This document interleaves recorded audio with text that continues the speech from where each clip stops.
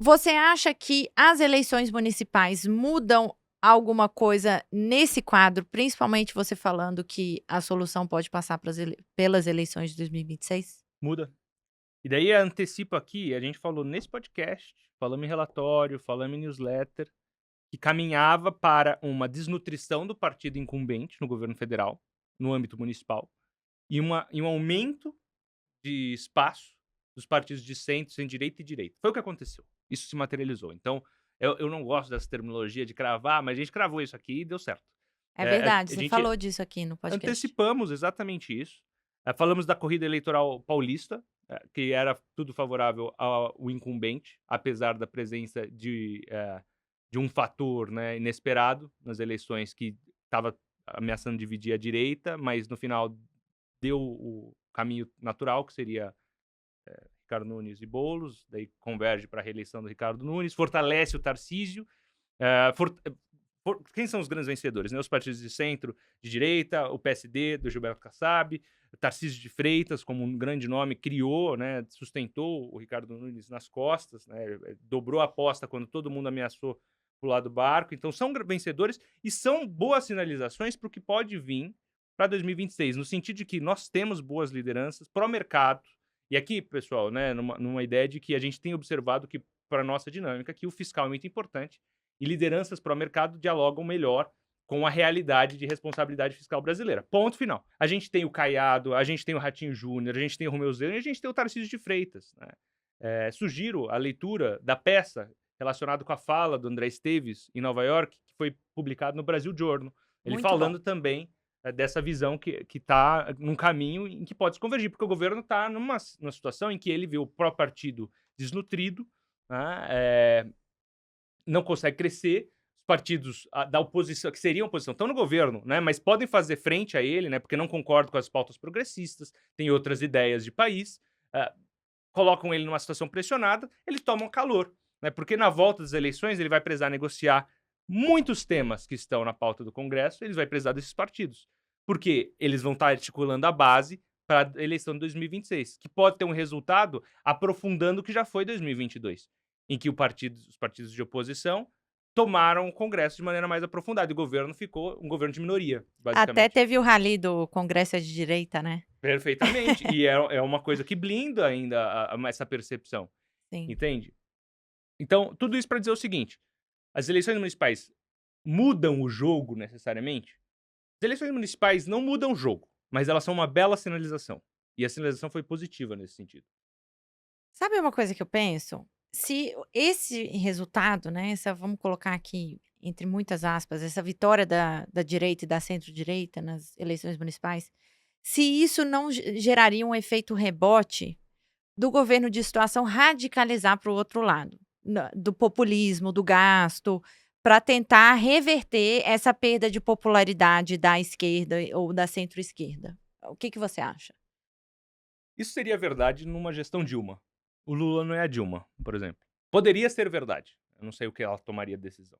Ela provou tomar as decisões erradas no passado, por isso que eu uso de exemplo. O Lula não. O Lula é aquele político tradicional que vai buscar sua sobrevivência. Tem dentro do governo diferentes facetas, entendeu? Então não vamos deixar. Tem ministério com partidos de direita hoje, dentro do governo do PT. Né?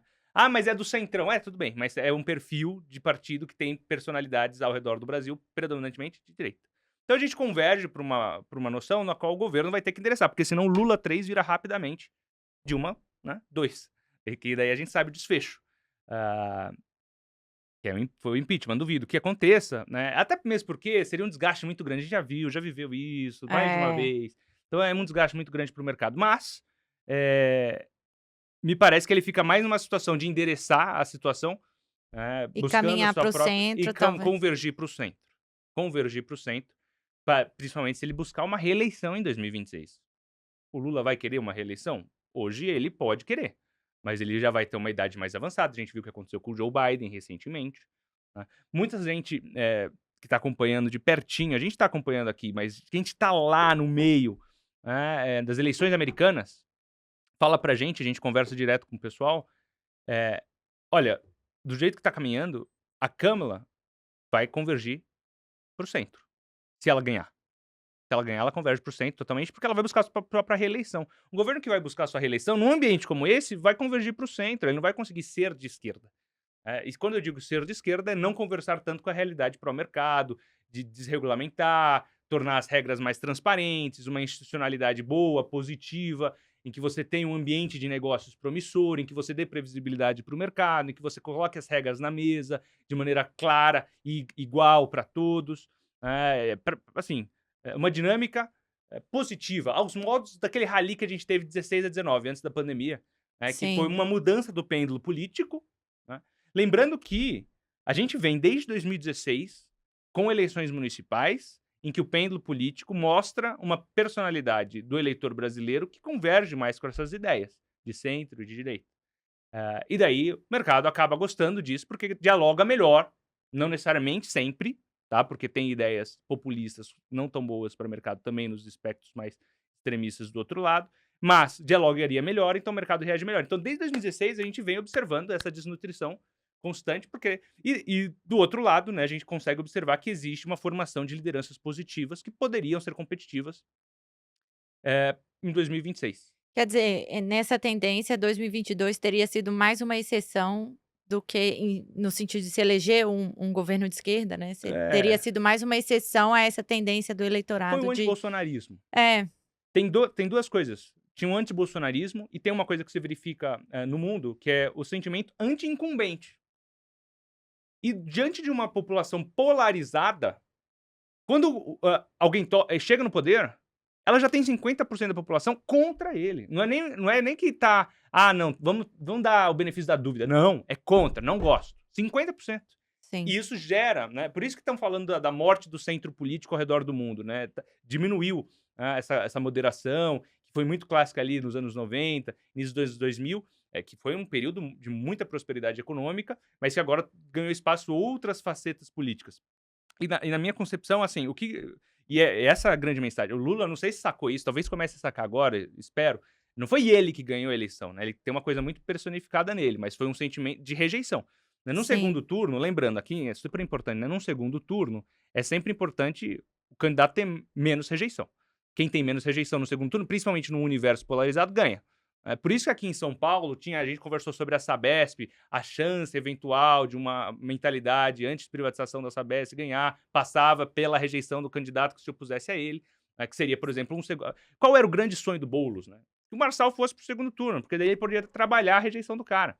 Como ele não conseguiu isso, então ele vai ter que ficar em segundo lugar mesmo, entendeu? E daí a privatização da Sabesp não é mais ameaçada. Tudo isso para dizer o seguinte: eh, me parece inevitável que as eleições acabem tendo um efeito positivo na condução dessas políticas fiscais que desancoram as expectativas e forçam uma política monetária mais contracionista ou apertada, né, por parte do BC. Essa é a minha interpretação. boa. E tem que ter paciência, né. Ah, sim, sem dúvida.